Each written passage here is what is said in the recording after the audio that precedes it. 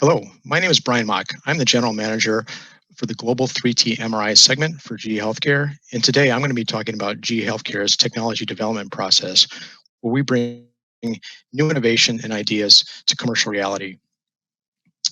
But first, I thought I'd start with just a brief GE Healthcare overview. GE Healthcare is comprised of four different business units.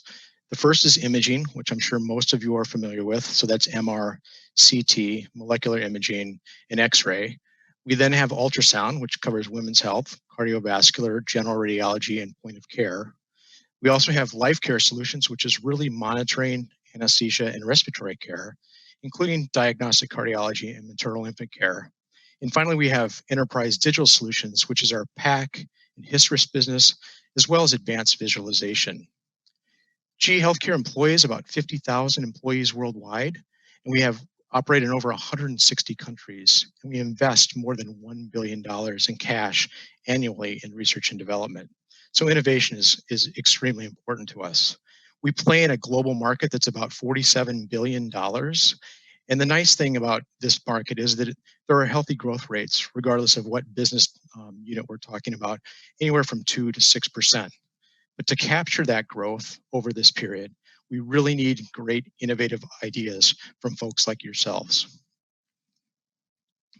GE Healthcare was founded upon a philosophy of innovation and a legacy of innovation. Our founder is Thomas Edison, probably one of the most well-known inventors in history.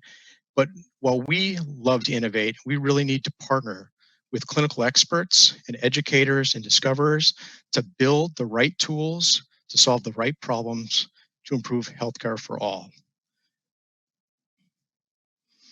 As an example of those partnerships, in MR, we develop a lot of technology through academic partnerships. We have over 1,000 ongoing MR research collaborations globally. It covers clinical applications and workflow, MR hardware such as coils and gradients, and visualization and post-processing software. A great example is our SignalWorks set of applications, where we've developed new clinical tools that meet unmet clinical needs with a lot of collaboration partners. These are applications that span across the body, so neuro, musculoskeletal, cardiac, body, as you see here. One of our latest innovations, Air Recon DL, is at the bottom. That's a technology where we have a deep learning reconstruction that improves image quality and also reduces scan time by up to 34 to 40%. And you can see that just the number of clinical partners that were involved in the development and analogy of that technology before we moved it into commercialization. So how do we commercialize these types of applications and technologies? Well, it starts with GE's two-step product development process. First, it starts with a funnel of ideas. Those ideas then enter into our advanced technology development process known as ATD. That ATD process can take anywhere from 9 to 36 months. And during that process, we're really just trying to answer a couple of questions. Is it feasible and can we make it? And finally, will customers actually value it? Once that's complete, we then move into the new product introduction process, or NPI process. This is a process that can take anywhere from 9 to 18 months. So we know we can make it, we believe that customers will value it, and now it's just time to take it through the regulatory and quality pathways to produce a final commercial product. So we'll look at each one of these processes in a little bit more detail. Along the way, we're going to ask some questions. The first question is really, who is the customer and what problem is being solved? Are we solving problems for the radiologist, the technologist, or the administrator? Who is the end user and what persona interacts with the technology the most? What problem does it solve? What's the benefit versus the cost? And how often is that problem encountered? That really kind of helps define the total opportunity. And finally, will customers be reimbursed or save time, resources, or money with the new invention? We often bucketize these into three distinct groups. Whether the innovation improves clinical workflow and efficiency, does it solve an unmet clinical need or solve a clinical problem? Or does it improve technology access and or reduce overall costs? We start with the advanced technology development process. This is a process that is designed to identify technological and clinical risks, as well as establish customer value.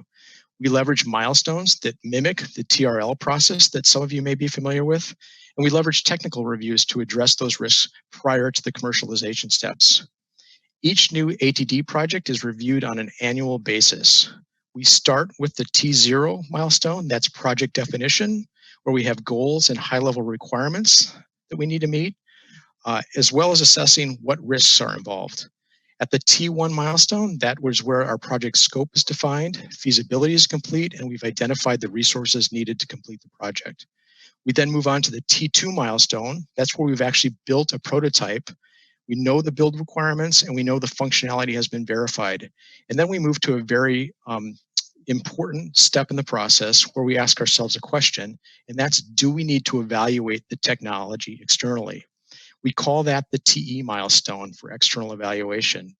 That's where we will establish a plan. We will define the number of customers that we want to go to, and we will get this into the hands of customers to determine whether the technology is actually useful in a standard setting.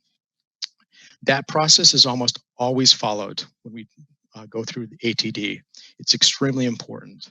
Once that's complete and we know the value of the technology, we'll move to T3, and that's where we've defined that the technology is really, ready for inclusion into a commercial product. So the entire goal here is just to take that idea or concept through initial prototyping and through user testing. So I wanted to talk a little bit more about this TE milestone, the external clinical evaluation. As I mentioned, it's almost always necessary. We never really skip this. A TE milestone is something that can take 8 to 12 weeks externally. We'll identify collaborators, maybe 10 to 15 sites with different personas, academics, outpatient imaging centers, large IDNs, community hospitals, to get a very broad view of the technology. And then we'll create evaluation contracts, protocols, and develop those with sites. We'll determine if it needs to be sponsored or investigator-sponsored research, whether it's paid or unpaid, the number of cases, the data we're required to prove value, and we'll get usability feedback. Does it work, and how can it work better? Again, all in an attempt to really prove that customer value and minimize risks when we get to the commercialization phase. So the next phase is the new product introduction phase, or NPI. This process takes established technologies and applies the regulatory and quality process rigor to create a medical device that meets the needs of customers. We have similar milestones to the ATD process. We have the M0 milestone, where we have a program definition, and during this milestone, we'll actually create a business case to define what that market opportunity is, what are the target markets, what are the unmet customer needs, etc. We'll move on to the M1 phase, where program scope is defined, feasibility is complete, and what configurations are supported. Are we going to do this at 1.5 or 3T or both? And then what resources are required and the regulatory registrations are required for this particular device. We'll then ask ourselves that exact same question about, do we need an external evaluation? And if we do, we'll go on to what we call an ME, which is a milestone for external evaluation. Very similar to the TE and ATD, we'll identify 10, 15 sites. We'll put that technology into the hands of users and ask for feedback to make sure that it's meeting the intended uses. Once that's complete, we can move on to our MS milestone. That's where we do commercial announcement for promoting and actually taking orders for the device. This does require regulatory approval in a lot of different countries, particularly the US with the 510K. But once that's complete, we'll then take it through the manufacturing process to get to our M3 milestone, where it's finally ready for full commercial release for shipment to customers, delivery, and install. So again, the goal of this process is really to deliver a cleared medical device that meets its intended use cases to the market. There's just a couple of key considerations I want to go through before I close. The first one is regulatory considerations. we serve over 110 countries globally. And there's a lot of registrations that we do to serve all 110 of those countries. In fact, we have to translate the operator manual into 33 different languages. In fact, we translate it into Estonian because we have MR systems in Estonia, believe it or not. Many countries have regulatory bodies and registration requirements that are quite different. We have the FDA in the US, we have MHLW in Japan, NMPA in China, and MDR and CE mark rules in EU, just to name a few. Often this requires clinical data and studies that may be required for clearances, and the regulatory bodies often require a wide variety of documentation. It's often different between them, and it can take quite a bit of time to get clearance, sometimes over a year in certain countries. An example is the 510K for the FDA. This assumes that a suitable predicate device exists in the market. We submit 510Ks during the GE NPI cycle. We are required to provide design input, output, verification, and validation evidence to prove or support that our claims are valid for what we intend the device to do. We may need to perform clinical studies of non-inferiority if we're going to compare one device to a previous device or a predicate device. Those traditional 510Ks have a 90-day response time where the FDA is required to respond to our application within the first 90 days, but they can ask clarifying questions, which basically resets that clock. So it's not always guaranteed that clearance will be granted within 90 days. And during this period and before this period, there's no promotion or sales may be made prior to clearance of the medical device's intended use claims. That can only happen after 510K clearance is achieved. Next is licensing. A few considerations here. GE really has 3 or 4 types of licensing. They're listed here. First, there's exclusive licensing. This is where we will negotiate an exclusive royalty-bearing license where only GE can use the technology and commercialize it, and we will pay a royalty for that. That means that no other device manufacturer can use that technology. It's exclusive to GE. Non-exclusive means that GE can use and commercialize it, but you may go to other OEMs and also negotiate license terms with them. Then there's the non-exclusive royalty-free license. This is where we will pay an upfront fee for the rights. So there's no royalty, ongoing royalty, but it's an upfront fee. And then we can use the technology and commercialize it. And you may do this with other OEMs as well. It's non-exclusive. The fourth one that's listed just below that is an evaluation license or a trial license.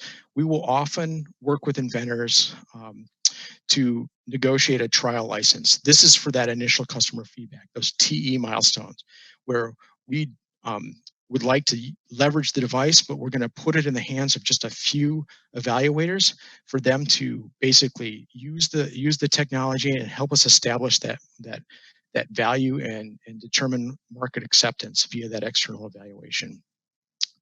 All of our license fees, we've got to balance that against the market's ability to pay for the technology, as these fees always add to overall product costs. And one thing to note is that GE requires that these be in place before the MPI program starts, that M0 milestone that I had on a slide previously. And that's to ensure that that business case that we have to develop is as accurate as possible. So in summary, the way we take new innovative ideas from outside and bring them in is through GE's ATD and MPI development processes. And these are designed, again, just to minimize the technological as well as market and customer value risks to ensure that the adoption of this new technology is going to be commercially successful. We often require external evidence as part of this external evaluation so that we know the technology is worth licensing and the regulatory investment is worth it for commercial dissemination. And finally, that regulatory and commercial licensing that I just talked about needs to be considered very early on in the process to ensure that there's an expedient dissemination of the technology once we want to get that into market. And just in closing, I'll say that, look, we're a company of innovation. We're always looking for new technology and new innovations to create efficient and improved and personalized healthcare services. So just in one final word, who to contact? You can contact any one of us that you know at GE, or this is just a generic way. So gehealthcare.com, about us, contact us. You can leave a message and we can get back to you with how to proceed through any one of these mechanisms that I just described. So thank you for your attention.